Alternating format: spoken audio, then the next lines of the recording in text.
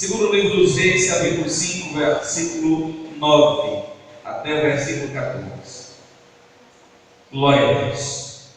Diz assim a palavra do Senhor: Veio, pois, Naamã com os seus cavalos e com os seus carros e parou à porta da casa do profeta Eliseu. Então Eliseu mandou somente o mensageiro com a palavra: vai, mergulha 7 vezes. Quantas vezes?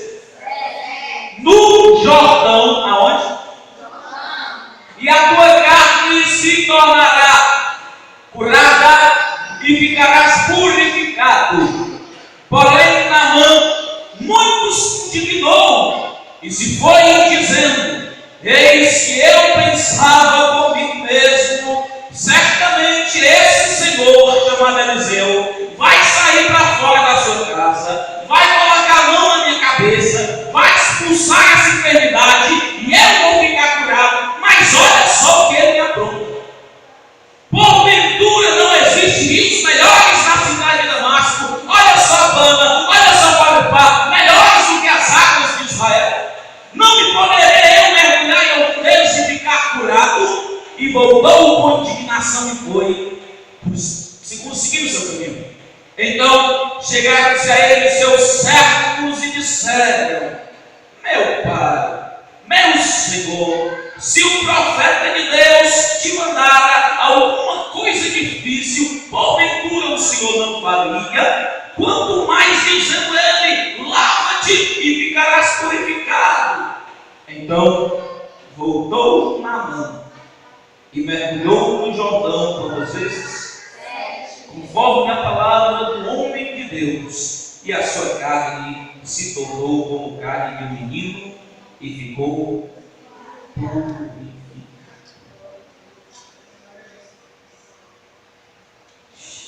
Você diz assim: eu espero alguma coisa.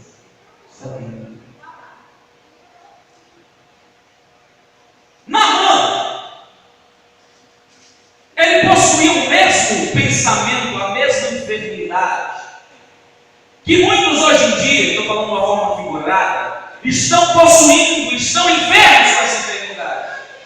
O pensamento de achar que ele é o centro do universo, o pensamento de achar que ele é o rei da cocada preta, o pensamento de achar que ele é a última Coca-Cola do deserto, o pensamento de achar que ele é o que faz alguma coisa, que pensa alguma coisa, que somente ele faz, somente ele sabe fazer alguma coisa.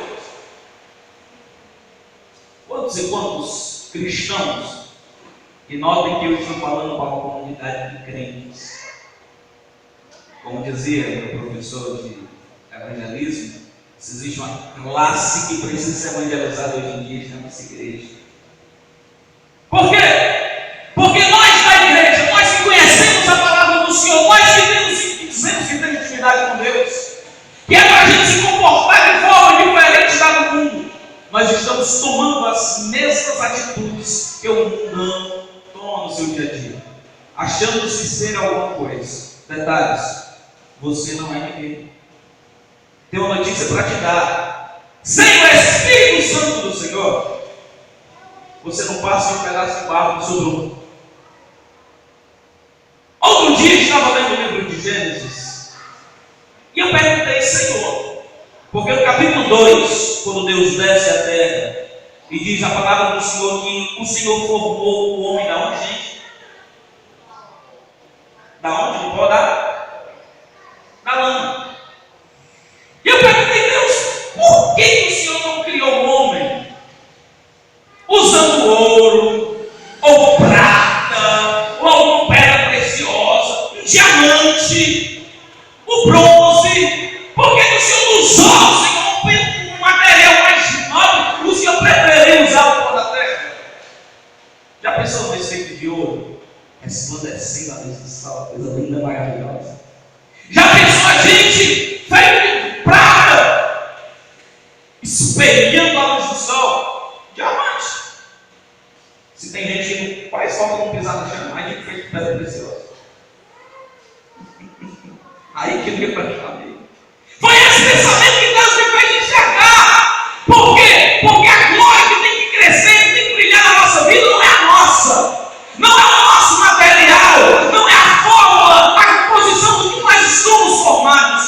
O apóstolo Paulo escreve na sua segunda carta aos Coríntios, capítulo 4, versículo 7, ele diz o seguinte: eu tenho este tesouro em vaso para que a excelência do poder seja dele. Quem precisa brilhar na minha vida, quem precisa de adoração, quem precisa de glorificado, quem precisa aparecer na minha vida, é o Senhor Jesus Cristo, e não eu. E não a minha capacidade, porque sou Espírito Santo e eu não sou nada. Nem digno de estar aqui na casa do Senhor hoje eu não sou. Nem digno de pegar esse microfone e pregar a palavra de Deus para você, eu não sou. Nem digno de sentar na última cadeira dessa igreja, eu não sou. Mas muitos estão com esse pensamento de achar ser alguma coisa. Olha só a história de Naamã. A história começa dizendo que Naamã, ele é capitão do exército da Síria. É alguma coisa, né? O texto vai dizer que ele era um homem valoroso, todavia leproso.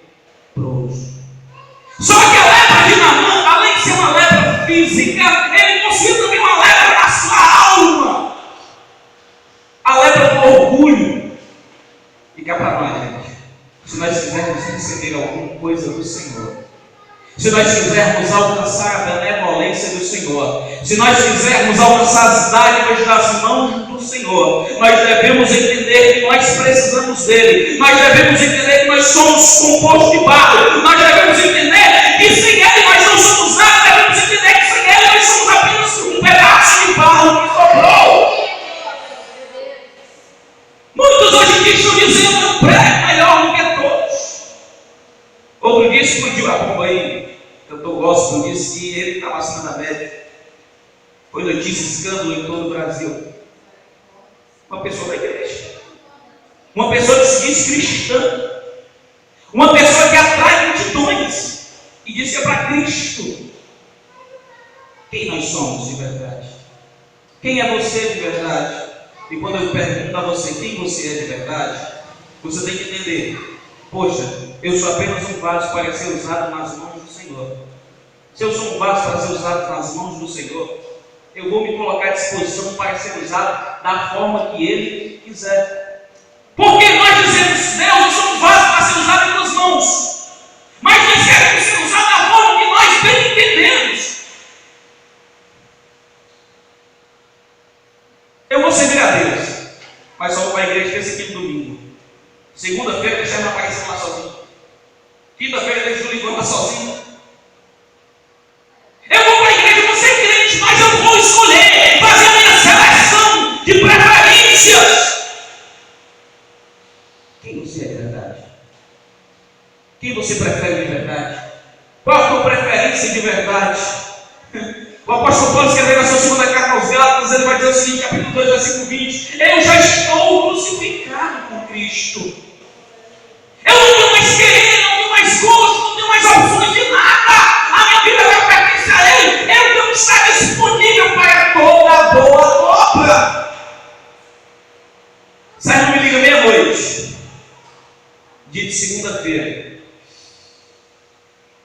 Vou nem atender. Para mim que é bucha.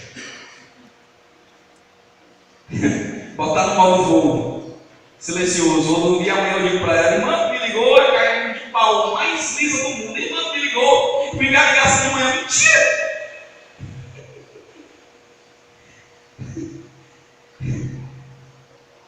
Não sei se eu contei para vocês, outro dia a gente estava em casa, o Julimão mora, o pastor Julimão mora lá no Genibaú, lá na Arbrinha, né? Aí a irmã me ligou e disse: Daniel, pelo amor de Deus, irmão Daniel, vem que na isso é 12 horas da noite. Eu já tinha vindo, já tinha andado com o jardim todinho, junto com aquela lá. Andava com o jardim todinho, estava cansado, sentei na mesa e disse: vou juntar. E o telefone toca. Irmão Daniel, vem aqui, pelo amor de Deus, 12 horas da noite. O que essa criatura quer que eu vá fazer na casa dela? 12 horas da noite. A minha mãe vai ser puxando em cima da cama aqui, eu não sei o que eu faço, eu vou ligar para o pastor, porque o pastor mora distante. Espera aí, mãe, eu estou indo. Deixei de comer. Ali, pronto. Vou lá. Fica aqui, meu amor. Deite lá com a Estela, vai intercedendo ali, daqui a pouco chega em casa. 12 horas da noite, saí um breu, não tinha um pé de gente na rua. Detalhe, Danielzinho tem uma moto Fun 150 ou 125 por aí não, viu? Ele pede. Fui lá, cheguei a cara, mais mais tempo chamando. Taquei a mão na cabeça dela, olhei. Deus fez a obra. Está vivendo assim, a bichinha. Ganhou o apartamento dela, está lá na Magatuí. Disponível para toda boa obra. Mas muitos faz a sua seleção. Quem vai pregar hoje? Daniel, não vou. Quem vai pregar hoje? Olivano? Não vou nada. Reginaldo vai vir no culto? Aí eu não vou ver. Cleiton vai cantar? Fala Deus, mas calça razão. Nós fazemos a nossa seleção. Quem é você para fazer seleção? Para escolher alguma coisa? Quem tem primazia na minha vida e na tua vida é o Senhor Jesus Cristo. E se tem uma lepra que está comendo muito crente, essa lepra do orgulho. Aquele negócio de olhar para a cara do irmão e dizer: eu não vou para a cara dele, não suporto olhar para a cara daquele indivíduo, não suporto olhar para a cara daquele condenado. É, olha, quando você vê a presença do irmão, pronto, estragou a noite. Mas nessa noite, é noite de nós nos banharmos nas águas do Rio Jordão, descermos realmente, mergulharmos realmente na parte mais profunda do nosso ser. O apóstolo Pedro escreve na sua primeira carta, capítulo 5, ele vai dizer o seguinte: Deus ele resiste ao soberbo, capítulo 5, versículo 5, mas dá graça aos humildes. Humilhai-vos, pois, debaixo da potente mão do Senhor. Versículo 6, para que assim o tempo ele nos exalte. Versículo 7, lançando sobre ele as vossas ansiedades, porque ele tem que cuidar de vós. Se não for assim, me fale. É isso mesmo? Humilhação. Se você quer se gloriar porque tem o talento de cantar, de falar bem, de orar, que agora existe esse negócio, né? O dom de orar. A irmã consegue orar uma hora, as palavras mais bonitas do mundo. Você acha que tem alguma coisa? Leva você para o profeta Isaías, Jeremias, livro do profeta Jeremias, capítulo 9. Olha aí, vamos lá. Jeremias, capítulo 9. Glória a Deus. Versículo 23 e 24. Ele diz aí: não se glorie. Versículo 23 e 24. Não se glorie, sabe, na sua sabedoria, nem forte na sua força, nem rico nas suas riquezas, mas que se gloriar em Cristo, em mim conhecer, saber que eu sou o Senhor, que faço juízo, justiça e beneficência na terra, porque dessas coisas me agrada do Senhor. Quer se gloriar de alguma coisa, meu filho? Minha filha, glorie-se no Senhor. Mas para você conhecer Deus, você tem que fazer igual a mulher do fluxo de sangue. Aquela mulher que tinha o fluxo de sangue, passou 12 anos com aquela enfermidade. Onde foi que ela tocou em Jesus? Onde foi? Na aula. E onde era a aula? Parte de baixo. Você quer tocar em Cristo nessa noite? Quem quer tocar no Senhor Jesus nessa noite? Então não vai querer pegar na gola de Jesus não, viu? Porque agora os crentes não querem esse negócio da teologia da prosperidade, colocar Deus contra a parede e dizer assim: o Senhor não me abençoou, meu irmão. Fugiu completamente do contexto. É tocar na obra. Você tem que descer, você tem que subir, você tem que dizer: Deus, eu preciso do Senhor. O Senhor não precisa de mim para agir. O Senhor Jesus Cristo, lá em Lucas capítulo 14, vai dizer o seguinte: se vocês se calar, Deus vai levantar pedras para tomar o lugar de vocês. Eu não preciso de vocês, é vocês que precisam de mim. E se Deus fez você nascer nessa geração, entenda uma coisa: é para você ser resposta de Deus para essa geração. É para você ser bênção de Deus nessa geração. É para você mostrar a glória de Deus nessa geração.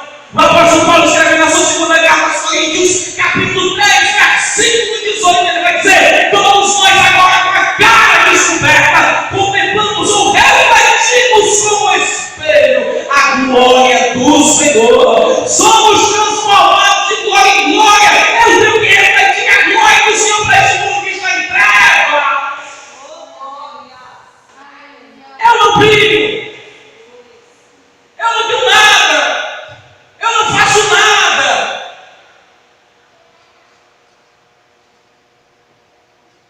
É um varão valoroso, porém leproso. Mas esse varão leproso, ele escutou a palavra do Senhor por meio de uma menina. Ei, se o meu Senhor tivesse acesso ao homem de Deus que está em Israel, ele ficaria curado. Ainda existe profeta em Israel.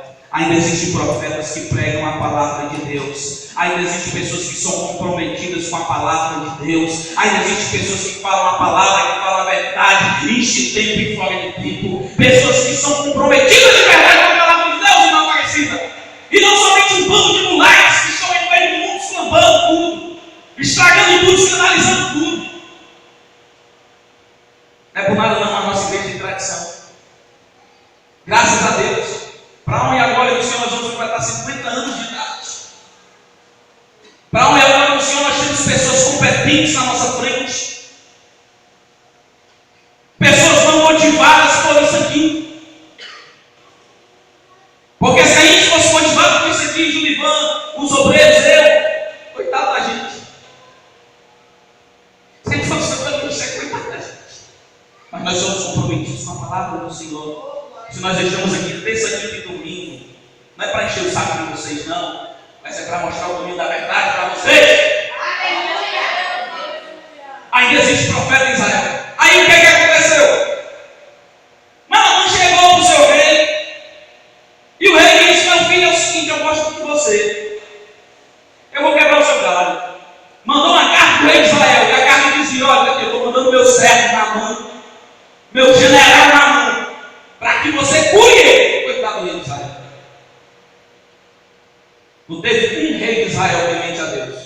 Não teve um. Teve alguns que começaram até bem, mas não terminaram bem. Caso de Jeú. Não teve um. Quando o rei lê a carta, fica abismado, perturbado, rasga seus versos, como sinal de indignação, diz: pronto, como que é guerra, amigo? Como é que eu vou vencer os filhos? Como é que eu vou vencer esse exército? Aí Eliseu estava na sua casa, detalhe, Eliseu morava na cidade de Dotã. A cidade de Dotã ficava em cima da montanha. Crente que é crente, vive no monte, mas não é na Sabiaguaba, não é em Caraí, não. É na oração, meu filho. É antenado no céu celestiante.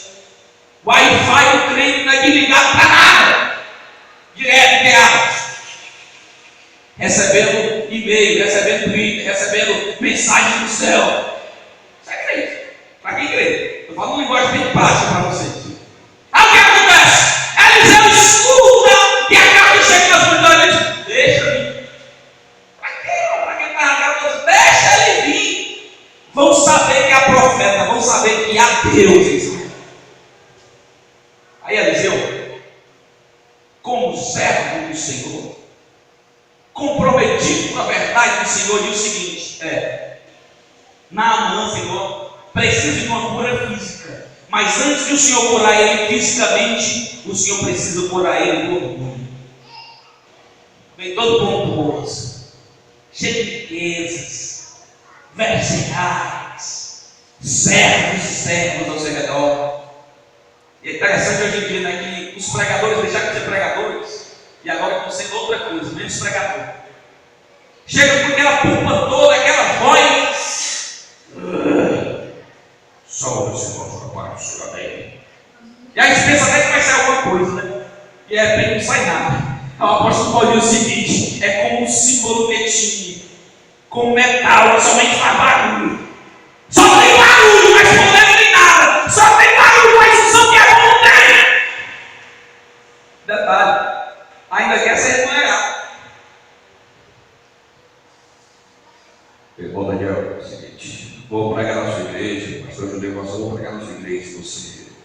Dê uma ofertinha aí de 100, 200. Já pegamos aqui. Nem traga. Outro dia eu liguei para o menino. Eu estou precisando de uma oferta. Ele disse, irmão, beleza. Tu. Até hoje ele quer falar comigo. Sabe por quê? Porque a gente prega a palavra de Deus. E vocês sabem que eu nunca cobrei de vocês nem um centavo. Detalhe, eu estou devendo R$2 aí no bazar que teve aí. Não sei como é que é, irmão, meu nome não foi que parece especial ainda.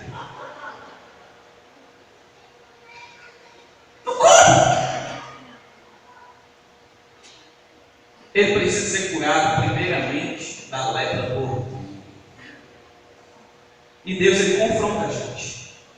Muitas vezes Deus vai trazer palavras duras para a gente.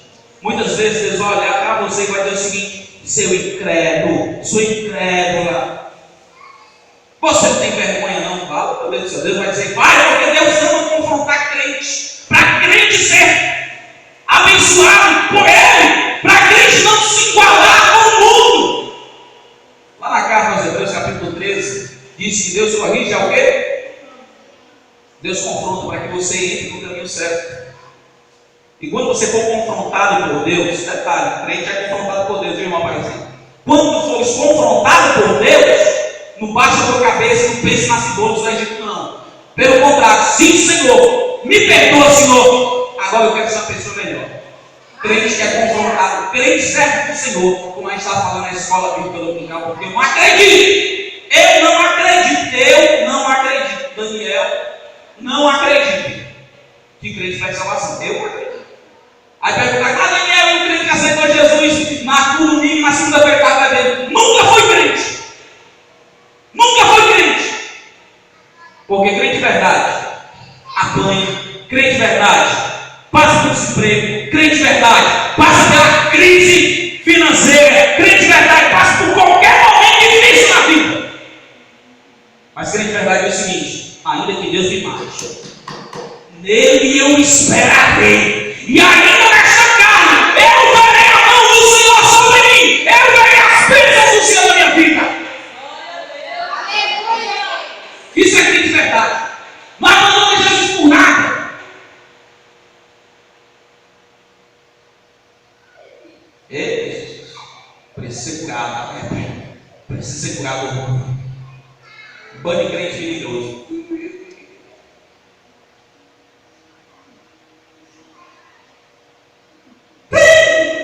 Parece brincadeira, mas tem. Eu quero que meu visitar a minha casa. Eu estou passando pela crise. Ainda bem que aqui não tem isso. Porque se tivesse, eu dizia, para se converter, rapaz. E conversa com ela.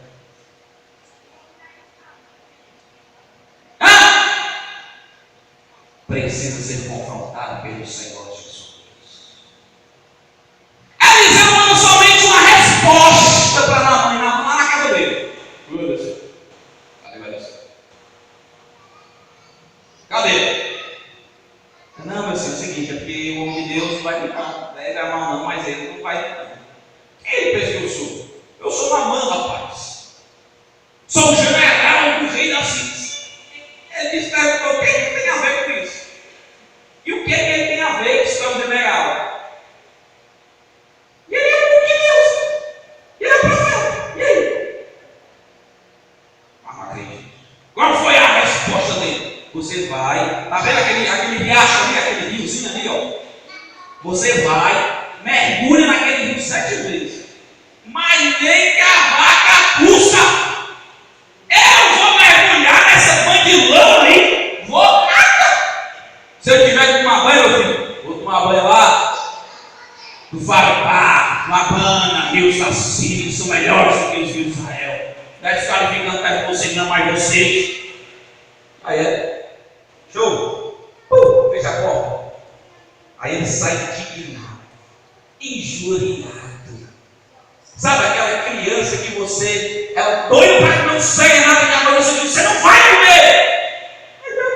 Você não vai comer essa camisa. Vai ganhar não.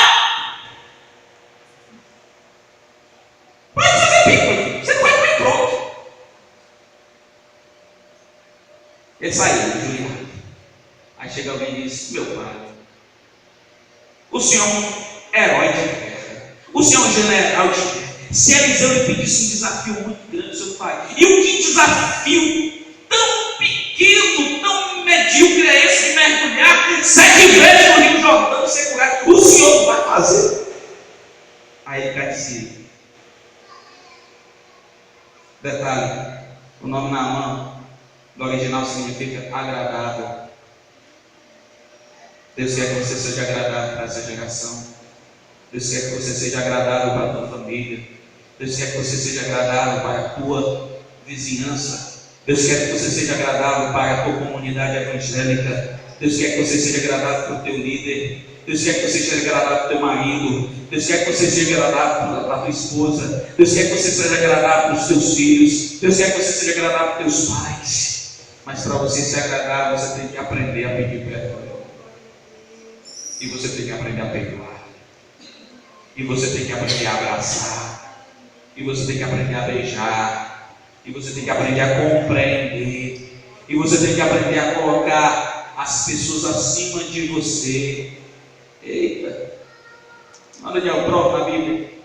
Carta de Paulo aos Filipenses, capítulo 2, lá no versículo 5. De sorte que haja em vós o mesmo sentimento que houve também em Cristo Jesus, que sendo Deus não teve por usurpação alguma ser igual, pensar igual a Deus, mas aniquilou-se a si mesmo, tomando forma de servo, forma humana, foi obediente até a morte, e morte de cruz. Meu filho, você colocar as necessidades dos outros acima das tuas. Quer ser agradável? Mergulhe no Rio Jordão nessa noite. Se humilha nessa noite. E não é só uma vez, não é 2 vezes, não é 3 vezes. Mas, irmão Daniel, você não sabe quanto tempo eu estou mergulhando nesse Rio Jordão, quanto tempo estou me humilhando. Mas ainda existe a 7ª vez que você vai mergulhar. E quando você se levantar na 7ª vez, as coisas vão ser diferentes. O milagre vai acontecer, a mão do Senhor vai agir,